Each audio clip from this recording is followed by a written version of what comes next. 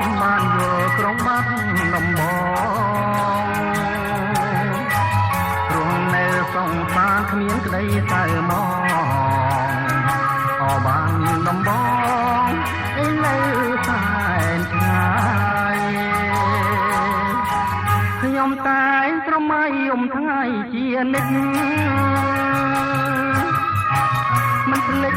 អនុស្សាវរីយ៍ទាំងឡាយកន្លែងធ្លាប់លេងប្រឡែងពីកាយជាង10ឆ្នាំផ្លាយអូនពេញក្រមុំអនុស្សាវរីយ៍មកដល់មរីសព្រាមបានគូថ្មចំណាំអូននឹងបងដល់ពេញវ័យធំសូមពុកម៉ែសំគុំជាគូក្រងឥឡូវបើវាយបងចាំតែឈ្មោះតែរួមសំរងព្រលឹងមានបងតើត្រង់យ៉ាងណាដែរទៅនួនល្អអបានដំបងគូក្រងខ្ញុំនៅឯណា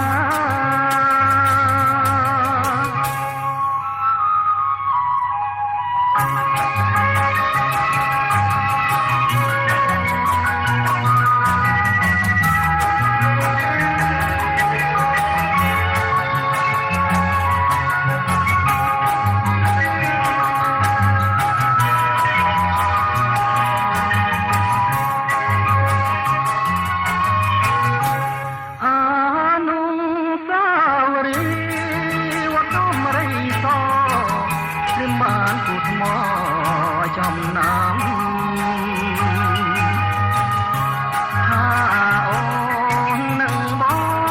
ងដល់ពេញវ័យធំសូមពុកម៉ែសំគុំជាគូក្រងឥឡូវបើវាយបងចាំតែឈ្មោះតែរូបសំរងព្រលឹង